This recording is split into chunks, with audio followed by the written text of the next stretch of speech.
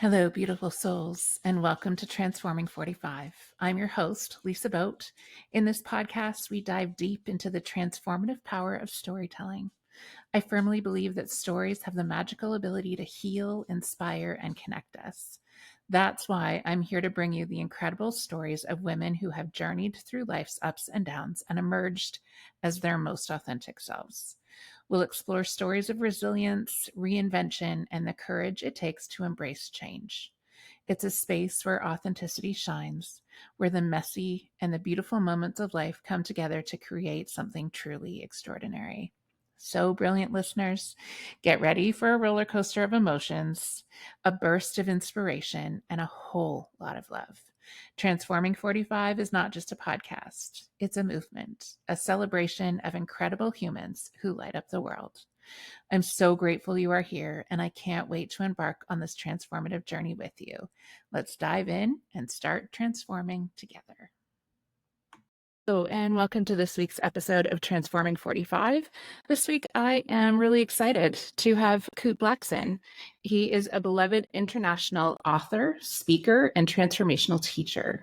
He speaks at countless events and he organizes around the world, as well as at outside events, including A-Fest, Young Presidents Organization, and the Entrepreneurs Organization. He is a member of the Transformational Leadership Council, a select group of 100 of the world's foremost authorities in the personal development industry.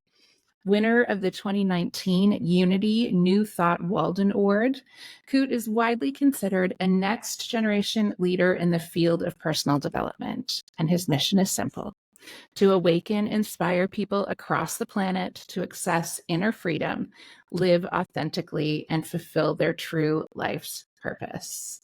I am so glad that you are here today. I know that you are going to have wisdom that will be really meaningful for the community at Transforming 45. So welcome to the show. Thanks for having me. All right. So, Kute, this is the question we always start with. Tell me, who are you and how did life introduce you to this version? Who am I? It's a big question. I think that's the question. It's a life question. I feel like I'm everything and I'm nothing. I was born in Ghana, West Africa. My father's from Ghana. My mother's Japanese. I grew up in London. I live in the US. So I feel like I'm from everywhere and nowhere. I'm a soul. I'm a spirit. I'm infinite. For me, I grew up in a very unusual environment. Although growing up in it, I didn't think anything of it. I just thought it was normal. In that, as a young boy, my first memories as a young boy, around 6, 7, was seeing a crippled woman crawling on the floor.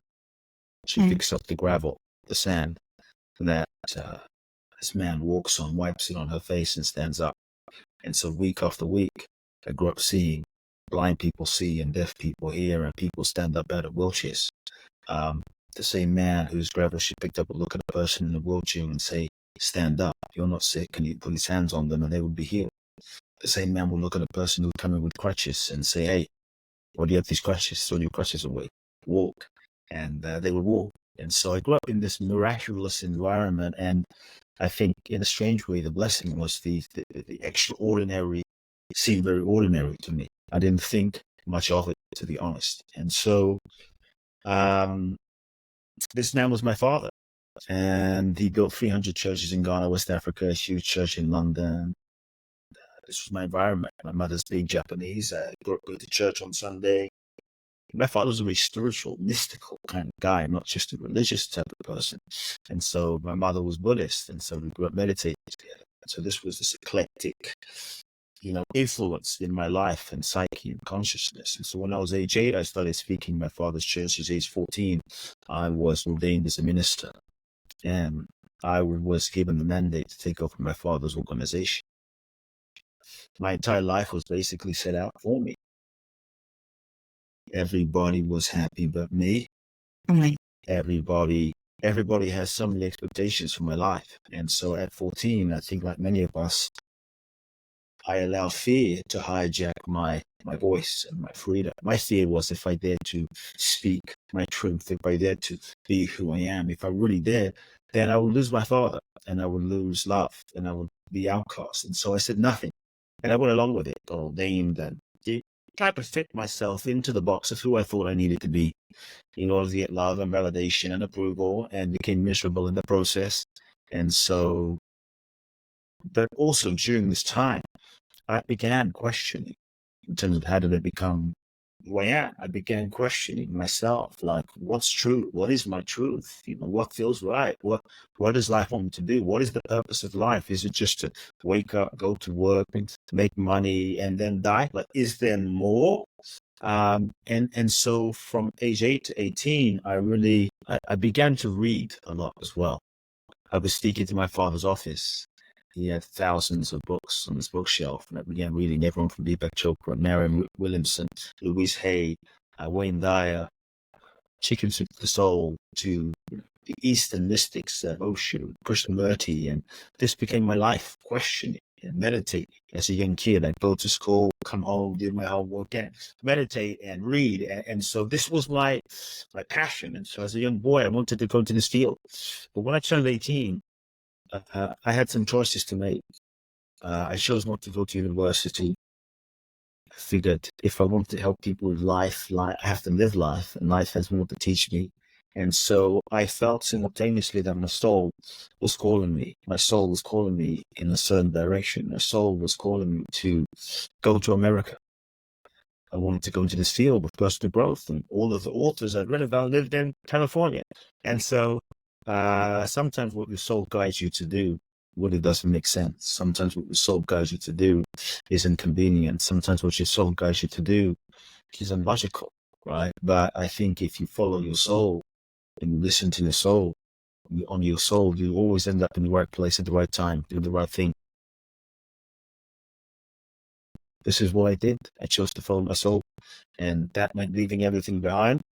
That meant having a conversation with my father, renouncing the ministry, and just going on a diving off the deep end in faith. And my father and I had this conversation. We didn't speak for about 2 years. A long story short, which is very devastating for me as a young boy.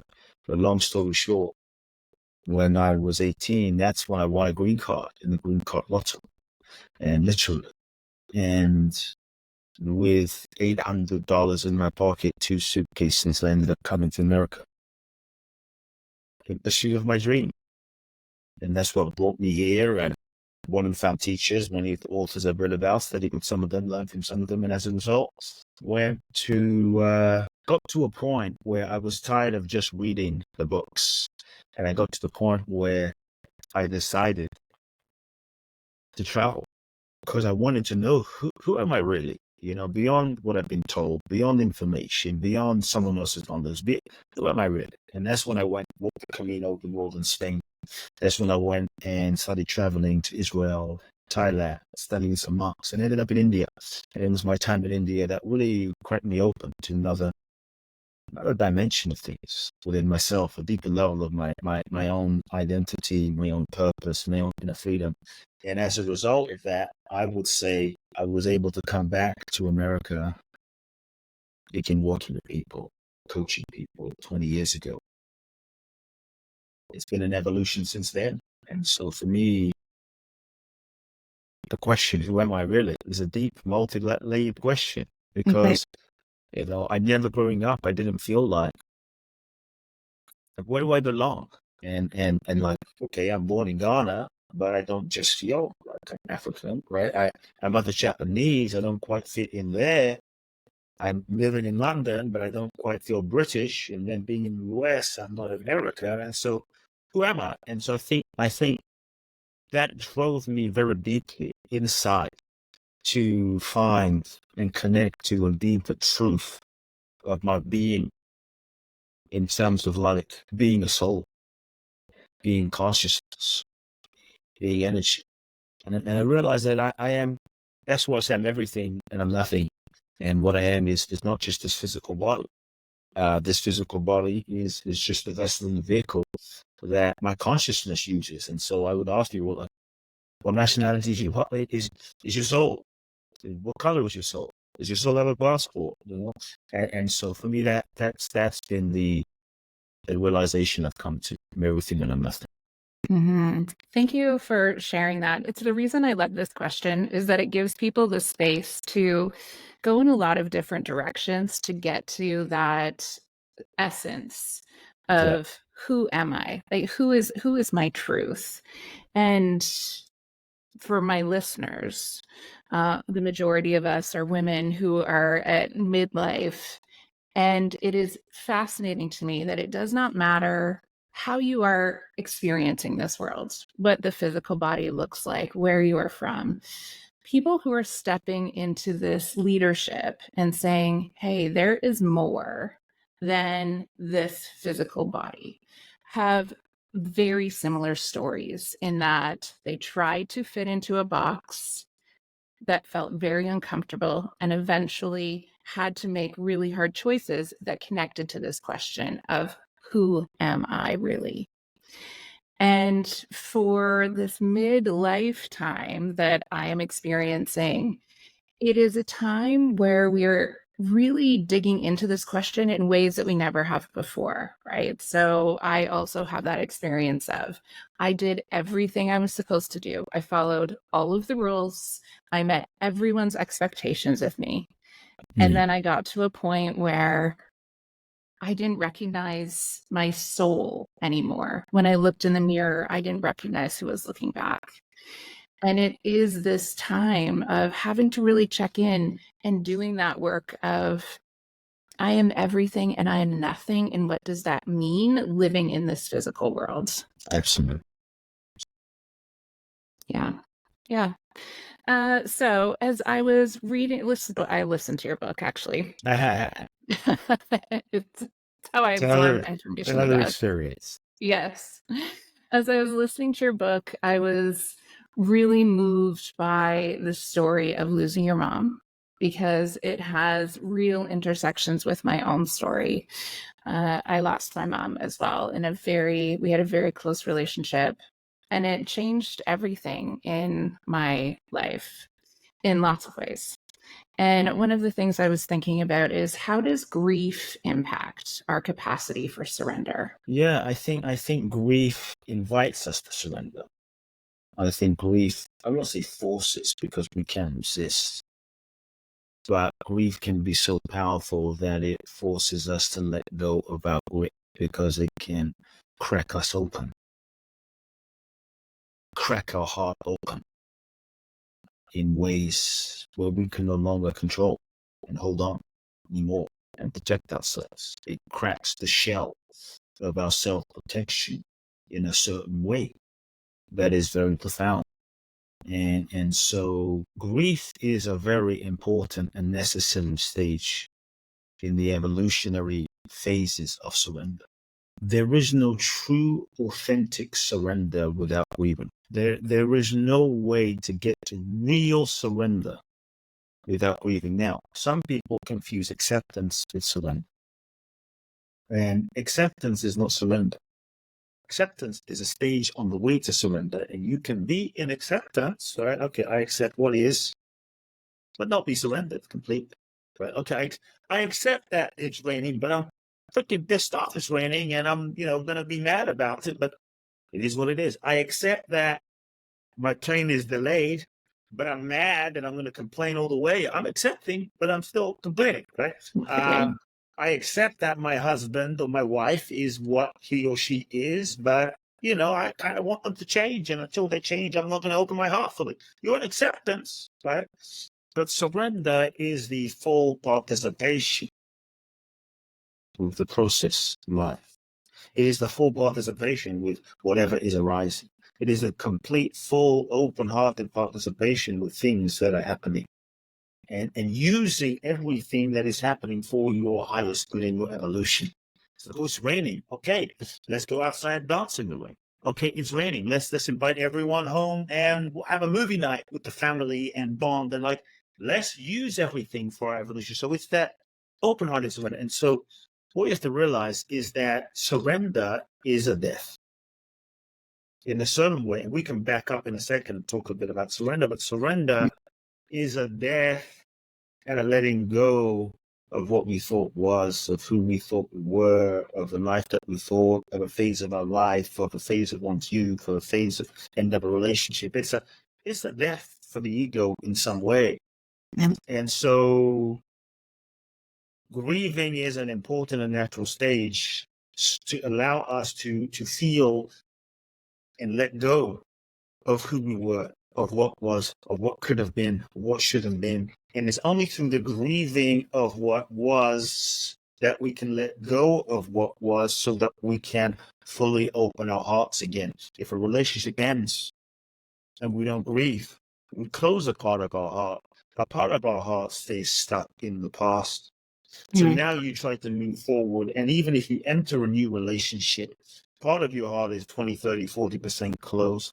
No, part of your heart is not fully able to open to the new, or even surrender to the new relationship, as an example, because you're afraid of getting hurt again and you don't want to feel that pain. So now you're going into the new relationship not fully surrendered, not fully excited, because you're still hurting from the past. But when you allow yourself to grieve, which is to feel fully, which is to let go, then your heart can open again, to embrace the new, to be excited about the new. So I would ask everybody, what have you not fully grieved? Because many of us, as a defense mechanism, things happen and we just move on. Someone says something and we just move on. COVID happens and dreams didn't manifest, and it was kind of heartbreaking, but we just buckled up and just moved on. And many of us, we're not aware that we're living life with so many subtle layers of grief that we haven't fully felt and let go. And we're carrying this, so we're not able to fully be excited about life, because we're still grieving. We're still tense. And so, it's funny, culture, we haven't been taught out of it. Because we're afraid if I grieve, then it'll be overwhelmed. If I grieve, then it will be too much. If I grieve, then I won't be able to cope. If I grieve, it will break me. Sometimes we don't allow ourselves to grieve because we want to be we think we want to be spiritual, but what we end up doing is a spiritual bypass. And as a result, we end up only wanting to be in a high vibration, not realizing that if we don't acknowledge our grief, we carry that with us and we keep recreating more, right? Sometimes the ego has a very sneaky thing where we think that if I don't allow myself to grieve fully, I'll give an example. If I don't allow myself to feel the death of my mother, then maybe I don't have to acknowledge. If I don't allow myself to breathe the death of my mother, then maybe I don't have to acknowledge that she's really gone. And I can kind of hold on to her in some way. But when I really grieve, the reality that she's gone is there. And so sometimes not grieving is a form of denial, right? It wasn't intended, but it ends up limiting us. And so it's only when we grieve fully that we can let go. And when we let go, that's when we can open ourselves to the new. And so grieving is a bridge, is a portal to authentic, true surrender. To me, this is the key. This is the key. So we have to allow ourselves to feel. We have to allow ourselves to acknowledge. We have to allow ourselves to be vulnerable with ourselves. We have to allow ourselves to feel those things that we've suppressed, that we're carrying, so that we can release it and we can let it go. So I think grieving is truly. So when we say surrender, though, I just want to clarify for people, sometimes we have this misconception that surrender is weak, surrender is passive, that surrender is giving up. That surrender is waving white flag. That surrender means you can be a doormat. Surrender means you won't manifest your goals, your dreams, your desires, that you're going to get less. And I'm actually saying no. If you really understand the real essence of true surrender, what if you didn't get less, but you got more than you could have planned, more than you could have imagined, more than you could have intended for yourself. And so surrender is a letting go. It's a letting go of what no longer serves. It's a letting go of old emotions. It's a letting go of control, or the illusion of control. In that sense, surrender is a letting go of who you thought you should have been and the life you thought you should have had. And it's when you stop trying to force and manipulate and control life to fit your limited idea of how you think it should be, so that you can be just open and available to allow life to show you, to allow life to reveal to you, to allow life to show you what's next. Right? And so that's when I think the magic happens, really, is when we surrender. If you look at the truly great ones, Jesus, Brother Gandhi, Mother Teresa, Mandela. At some point, they got to the point in their lives where they surrendered, and they had to grieve the life that they had. Like Gandhi was on a trajectory to be a lawyer and live a safe life. But there came a point where he realized something bigger was calling him.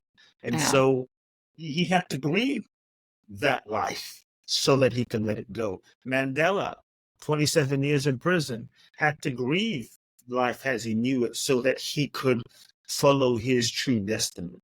What if Mandela didn't spend 27 years in prison? What if Mandela resisted that? Maybe he would live a nice life, or would he have been Mandela? Probably not. No. So I think the next level of our lives for all of us requires the next level of us, and the next level of us requires that we let go of who we were, requires that we let go of what was, requires that we let go of the life we think we should be living, requires that we let go of everything that is no longer aligned, so that we can make space and surrender to the new that is truly emerging. Yeah. I think that's one of the questions I was thinking about asking you was around when you surrender, what do you do? What do you do in the time when you're waiting? Like it's I've surrendered and now I'm waiting for what's happening next. But I think that this is actually the core of that conversation because it's I think the waiting is, what do you do in the waiting? Do you just sit there, eat Doritos, and watch, Joey Springer? In the waiting, right? Do you sit there, go to Las Vegas, and just blow your money? Or maybe the waiting is a necessary time for you to marinate. Maybe the waiting is a necessary time for you to deepen your spiritual practices. Maybe the waiting is a necessary time to study and develop the mental emotional muscle. Mandela had to wait 27 years, but in the waiting, that doesn't mean nothing's happening, because maybe it took 27 years for him to cook fully so that he could become fully baked, fully ripened, to be ready to be the Mandela, the consciousness of the Mandela that would be able to speak in a few words, impact the world, to raise his vibration to that level of understanding and wisdom and compassion, to be able to have that effect. And so many of us, we're in such a rush to manifest things.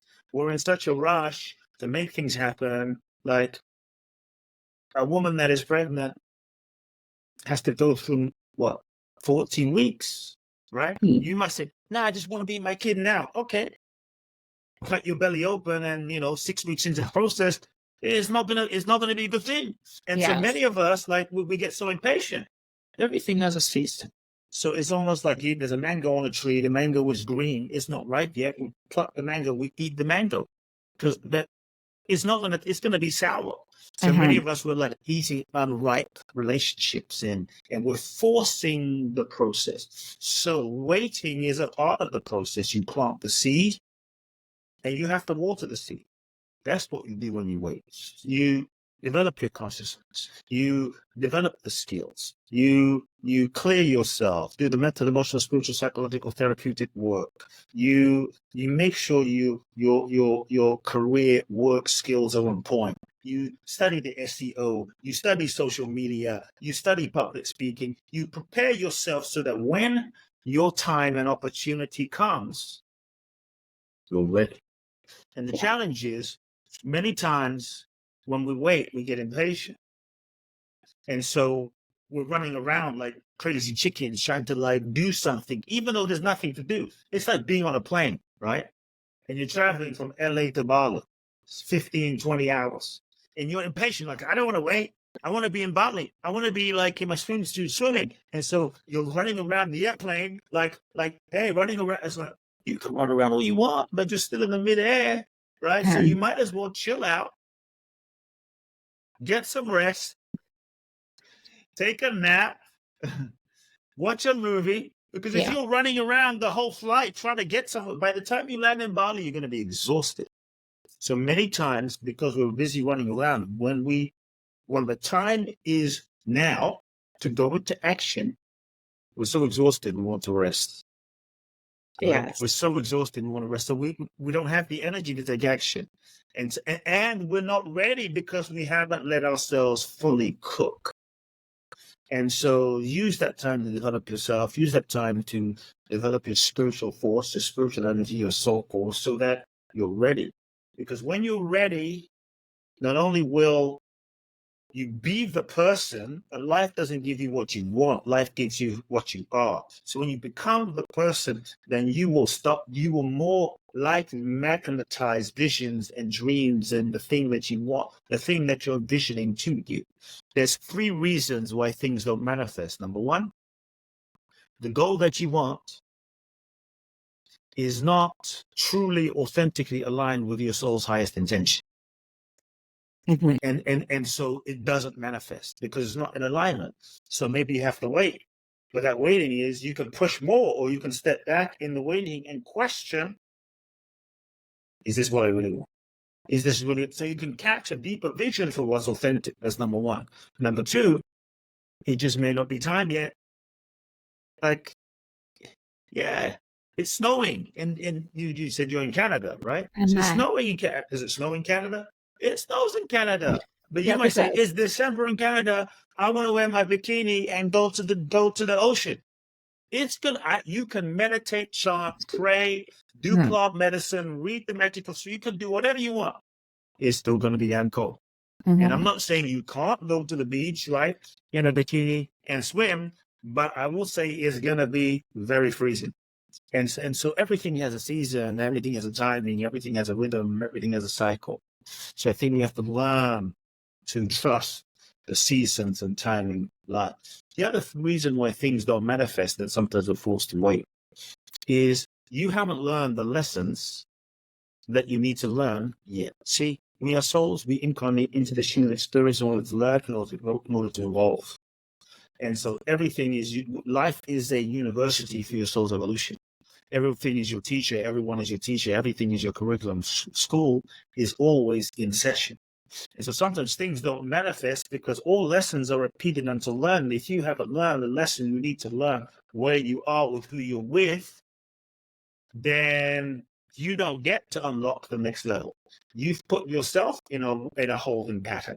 So rather than force, the best thing is, in the waiting, you do the inner work to learn the lesson. Why did I attract this situation? Why did I attract this person? What is my soul seeking to learn? What am I resisting learning? What do I need to see about myself? What do I need to heal about myself? Because when you learn the lesson where you are with who you're with, that's the key that unlocks the lock to the next level. Thank you. And I think as you're talking, I'm like, oh, Lisa, there's so much.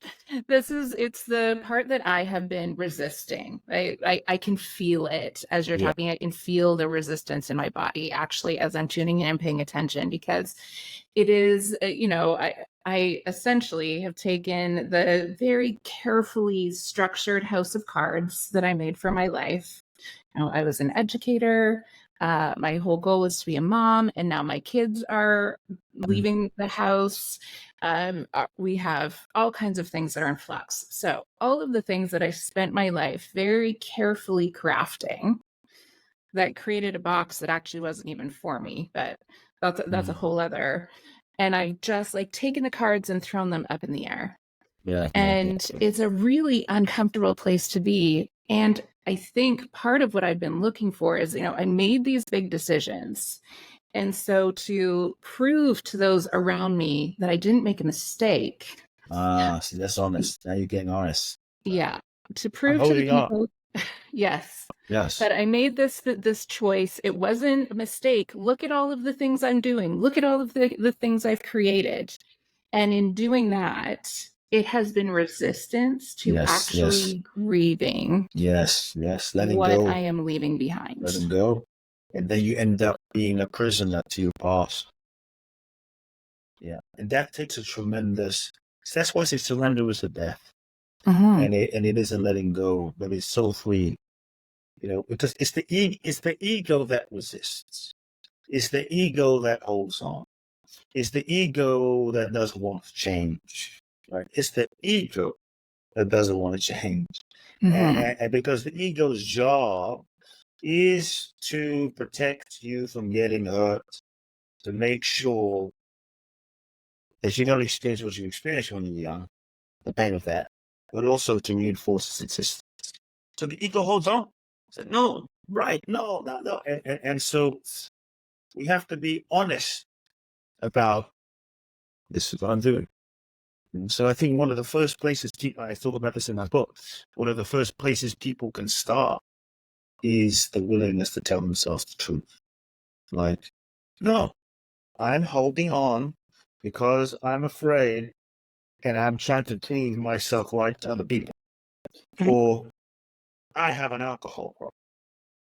I'm no more saying, no, I have a problem with alcohol. Or I hate my job. Or I don't want to love my husband anymore. And it's been 10 years and it's terrifying, but this is the truth. Now, I told you, you don't have to make any rash decisions. You don't have to leave, but we have to start with the truth. It's the truth that will set us. That's the key. So I would ask people to sit with, what lies am I telling myself? What am I pretending to not know? What lies am I telling myself? What am I pretending to not know? What is it costing? Those are really powerful questions. What am I pretending to not know? I think Because we pretend. We sure do. The ego hides. It's like, well, I'm not sure. I'm confused. And so we play this game of confusion because if we're confused, we don't have to really let go. If I don't really know if this is right for me or not, then I can kind of stay here for 5 years. And many times we end up staying in relationships for 10, 20, 30 years, kind of confused, but we're not confused. We know. There's a part of us that knows. But if we don't know, then we don't have to surrender and let go. And so the confusion is another strategy, ego strategy of denial, which is another form of resistance. Yes, absolutely. And it also feeds into the narrative of doing, right? It's part of the reason why we feel like we need to be constantly doing something, constantly creating something, constantly in motion. Because as long as we're there, it's really hard to ask ourselves those questions and to sit in the stillness that is required to actually listen. Yes. That's why we keep ourselves busy. Because we are afraid, deep down, ego is afraid. If I really be still and listen, I might hear the truth. And I don't know if I want to hear the truth because I know the truth. I know the truth already. I don't know if I want to acknowledge the knowing that this is not right for me, that I need to change this, that this is what I'm actually doing. So if I just stay busy, I never have to listen. I never have to hear. I can just kind of keep doing what I'm doing. So I think one of the things that we can start doing is creating spaces in our daily life, pauses to just listen. Okay, because we know. We already know everything. Yeah, we do. And there's so much story in our world, however, that we don't actually know anything, right? Like those are the stories that are coming to us that we don't know and that we just need to trust other people, and that the wisdom of our body and the internal messages that we're getting are what's to be questioned, rather than questioning the structures that are telling us those stories.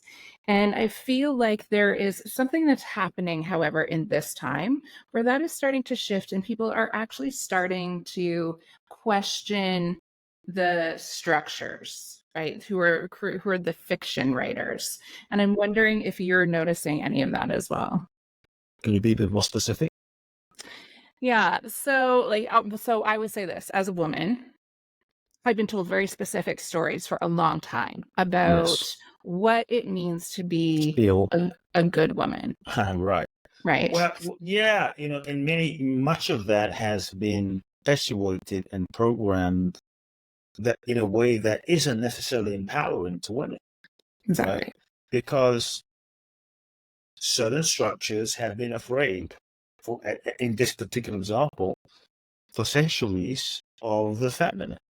of the power of the feminine, because the feminine is intuitive and it's not so just linear, and there's a magic that the feminine has. And so for many ways, when we tend to be afraid of something, the perfect way is to try to disconnect it, to control it, to create a narrative that is not so empowering about the feminine, and who and what the feminine is and who you should be and your feminine role, that doesn't empower the feminine, because this is another way of controlling. It's another way of controlling. And so in this sense, that sort of religion, patriarchal systems from our generations has sought to disempower the feminine as a form of control. And so, yes, the structures must be questioned. The systems must be questioned until we get free of them, so that we can evolve the systems and the structures in which we live in. Ultimately, otherwise, the system, or should we say the matrix that we live in, will be very limited. And the truth is, the system as a whole, as it's set up, and the structures and the matrix that we're living as a whole, is not designed for you and I to be free. It is not designed with the intention for you and I to be empowered. It is not designed with the intention for you and I to know who we really are. Because if you and I know who we really are, we will be freaking powerful. And so the way the system, the structure as a whole is like there's a war for our attention, because if we can distract you, social media, Monday Night Football, Saturday Night Football, Tuesday Night Football, Wednesday Night Football, NBA football, it's like, you don't have time to question anything about yourself, because you're going to be so mind numbed in a seat in a Coca-Cola that you'll just be a zombie. And then advertisers and retailers tend to then hypnotize us and seduce us with like, oh, this is what beauty is. Look at this beauty. Look at what beauty standard is. And so you're not enough. You're not enough as a woman, as a man. And if you just like wear this underwear, buy these clothes, buy this watch, do this thing, and it's $100, and let me sell you more product, then you're going to find it be enough. And so life becomes a constant sort of conveyor belt of chasing what the matrix and systems have deemed as success and beauty and, power. And now we're lost, and we're so distracted from ourselves, and we're conditioned to believe by the system that you're just this human body, this little ego structure. You're born and then you die, and that's it. And now if we believe that, like, oh, I'm this little being, then we're going to be afraid. Because if we believe that we're just this limited being, it's easy to be manipulated and controlled. But so there's an investment in you not knowing that you are infinite. You are an infinite being. You are pure consciousness. You are powerful, truly. Beyond this physical body, what you are is infinite. It's like, oh, you don't see on the news. Okay, everybody, just want you to know, first and foremost, you are an infinite being. So no matter what's going on in the world, there's a power inside of you to create your reality. You don't hear that. You just hear fear. Even during the pandemic, nobody came out and said, yeah, here are like 7 supplements that you can take to boost your immune system. There's an innate intelligence inside of you. Get some sunlight, get some vitamin D, go grounding in the beat. Like it's not just fear. And so we have to break free. We have to question who we are and what we are, so that we can find the freedom within ourselves. Because there's no freedom in the system. There's no freedom in the world. When we realize that, then we can start to wake up to, and that's the power. That is the power, and that is the magic. Kute, I feel like I could ask you 1,000 questions, but this also feels like a really beautiful way to wrap up our conversation. So thank you so much for being here today. The link to Kute's book and how you can contact him will all be in the show notes. Again, thank you so much for being here. I would love to let people know about one thing. Yes, please. Yes. Yeah, I just would love to let people know If you're someone listening to the conversation and you've been inspired by today, maybe you feel a calling in your heart to make a difference in people's lives. Perhaps you feel as though you've been put on the planet for a purpose that's bigger than yourself. Maybe you're ready to heal and transform and connect to your true power and your essence and share those gifts with the world. For the last 10 years, 12 years actually, I've done a very special event. It's a 12-day event in Bali. It is perhaps my most life-changing work. Last year, 2023, was supposed to be the final year, but I decided to do one more year. And so if you feel as though you're ready for the next level, this July, the 20th through the 31st, the event is called Boundless Bliss. The Bali Breakthrough Experience is Boundless Bliss, the Bali Breakthrough Experience. You can find out more information, www.boundlessblissbali.com. That sounds like, well, it's aptly named. It sounds like bliss. Yes. Thank you so much. And I'll make sure that Thank you. information is in the show notes as well. Thank you So so that people much. who are out there can soak up all that goodness. Thank you for joining us on this transformative journey today. Your support means the world to me. If you resonated with our conversations and want to uplift the Transforming 45 community, here's what you can do. 1, subscribe and share. Hit that subscribe button so you never miss an episode. And if you found value here, share it with your friends, family, and anyone seeking inspiration. 2, leave a review.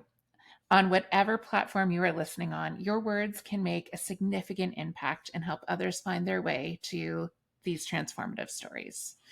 3, connect. Join the conversation on my social media platforms. Follow me at lboat for updates, behind the scenes, and more heart-centered content. And 4, guest recommendations.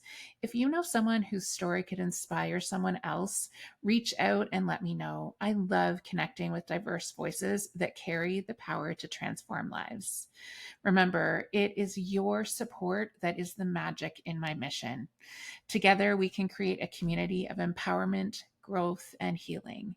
Thank you for being part of the Transforming 45 family. Until next time, keep shining your light and embracing your journey.